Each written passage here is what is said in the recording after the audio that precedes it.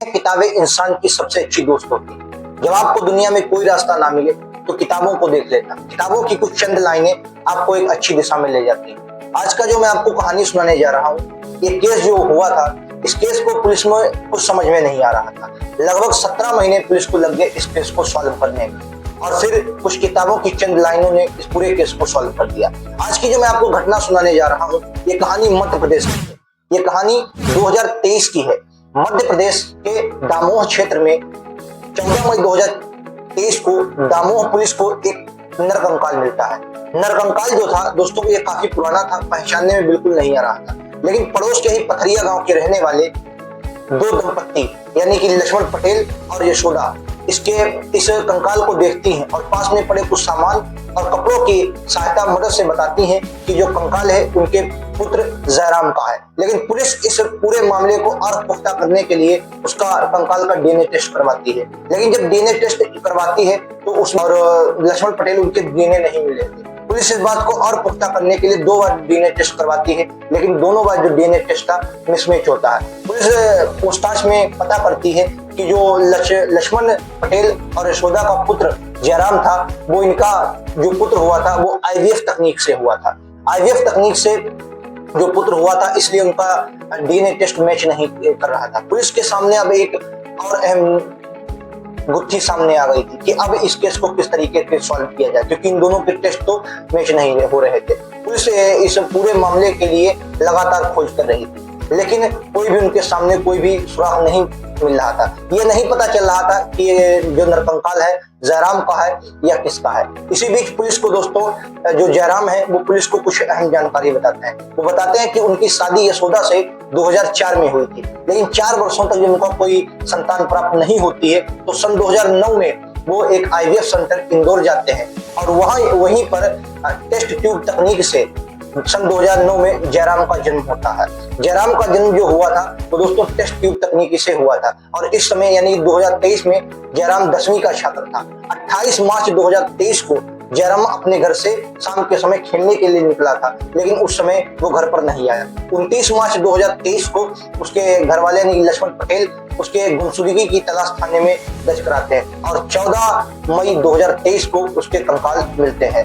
अब पुलिस पूरी कोशिश कर रही थी। सबसे पहले कोशिश पुलिस यही कर रही थी कि इस पूरे मामले को जल्द से सुलझाया जाए, लेकिन उनके सामने सबसे बड़ी गुत्थी यही आ रही थी कि ये आखिर कंकाल है किसका। इसी बीच जांच अधिकारी लगातार जांच कर रहे थे और उनको एक अमेरिकन किताब मिलती है। इस किताब में पूरे आईवीएफ तकनीक के बारे में लिखा हुआ था, और ये भी लिखा हुआ था कि जो आईवीएफ तकनीक है उसके जो डीएनए टेस्ट किया जाता है वो किस तरीके किया जाता है। इस किताब में दोस्तों लिखा हुआ था कि जो आईवीएफ तकनीक से बच्चे पैदा होते हैं उनका जो डीएनए टेस्ट किया जाता है वो खून लेकर नहीं बल्कि उसकी लार या पसीने से किया जाता है। अब पुलिस धीरे धीरे इस केस को सॉल्व करने के लिए आगे बढ़ रही थी, और इसी बीच पुलिस को जो ये किताब मिलती है ये अहम सुराग मिल जाता है। दोस्तों ये मामला आगे बढ़ ही रहा था। इसी बीच जो लक्ष्मण पटेल थे वो हाईकोर्ट में एक याचिका दायर करते हैं और इस याचिका में कहते हैं कि उनका जो पुत्र है जयराम उसे उन्हें वापस दे दिया जाए, यानी कि जो उसके कंकाल मिले हैं उनको शव को जलाने के लिए यानी कि अंतिम संस्कार करने के लिए उनको दे दिया जाए। लेकिन दोस्तों जब ये याचिका दायर करते हैं तो हाईकोर्ट इस याचिका को मान लेता है और आदेश देता है कि शव को जो जयराम है उसके परिवार को शव दे दिया जाए। 13 महीने बाद यानी कि 12 मई 2024 को जयराम का शव उसके परिवार वालों को मिलता है और उसके पिता लक्ष्मण यादव उसका अंतिम संस्कार करते हैं। पुलिस ने फिर से अब पुलिस के सामने एक मामला यह आया था, क्योंकि उसे पता चल चुका था कि अब उसका जो पोस्टमार्टम है वो लार या पसीने से करवा, क्योंकि कंकाल बचे थे, जो जयराम था वो नहीं था, तो उसके पसीने या लार को किस तरीके से लिया जाए। तो यहाँ पर डॉक्टरों और फॉरेंसिक टीम की मदद से उसके घर के जितने भी बचपन के खिलौने थे या उसके वर्तमान के आई कार्ड वगैरह कपड़े वगैरह उनको पुलिस और फॉरेंसिक टीम इकट्ठा करती है। इकट्ठा करने के बाद चंडीगढ़ के FSL में भेजा जाता है और उस लैब में उसका टेस्ट किया जाता है, और टेस्ट में यह पता चलता है कि जो जयराम था वो इन्हीं यानी कि यशोदा और लक्ष्मण पटेल का ही बेटा था। अब यहाँ से एक बात क्लियर हो गई, जो कंकाल मिला है वो यह क्लियर हो गया था वो जयराम का है, और जयराम जो है वो यशोदा और लक्ष्मण पटेल का ही पुत्र है। लेकिन पुलिस के सामने अगला सवाल यह था कि आखिर जयराम की हत्या की किसने। अब पुलिस इस सवाल को खोजने के लिए आगे बढ़ रही थी और लगातार गाँव में पूछताछ कर रही थी। इसी बीच जो जयराम के पिता लक्ष्मण यादव हैं, वो अपने बयान में बताते हैं कि उनकी जयराम जो है उसकी हत्या किसी और ने नहीं बल्कि उसके भतीजे मानवेंद्र ने की है। अब पुलिस शक के आधार पर मानवेंद्र को गिरफ्तार करती है और उससे पूछताछ करती है। पूछताछ में मानवेंद्र इस बात को बिल्कुल कबूल नहीं करता है, लेकिन जब बड़ी पूछताछ की जाती है तो मानवेंद्र टूट जाता है और पूरी कहानी बताता है। मानवेंद्र के पिता पहले उसे बताया करते थे कि जयराम जो है वो उनके चाचा का असली बेटा नहीं है बल्कि वो टेस्ट ट्यूब तकनीक से पैदा हुआ है, और इसी बात के लिए मानवेंद्र के दिल में जगह कर गई। उसके पिता मानवेंद्र के पिता उसे बताते हैं कि अगर ये 4 सालों बाद पैदा हुआ था, अगर ये ना हुआ होता तो इनकी जो करोड़ों की प्रॉपर्टी है ये पूरी मानवेंद्र को मिल जाती।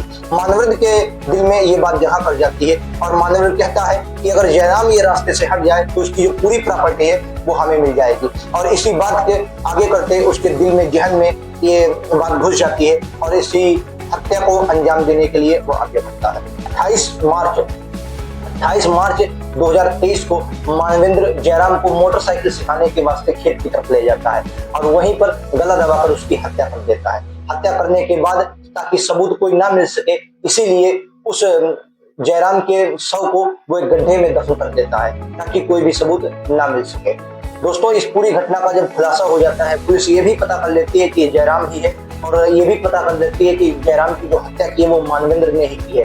तभी पुलिस 25 अगस्त 2024 को मानवेंद्र को गिरफ्तार को पहले ही कर लिया था, जेल भेज देती है। इस पूरे घटनाक्रम को सुनाने का मकसद किसी को परेशान करना नहीं है, बल्कि हम चाहते हैं इन घटनाओं से लोग सीखें और सतर्क रहें। अगर दोस्तों आपको वीडियो पसंद आया हो, कहानी अच्छी लगी हो तो वीडियो को लाइक, चैनल को सब्सक्राइब जरूर करें और इस कहानी के बारे में आपकी क्या राय कमेंट सेक्शन में जरूर बताएं। मिलते हैं अगले वीडियो में, आज के लिए इतना ही, धन्यवाद।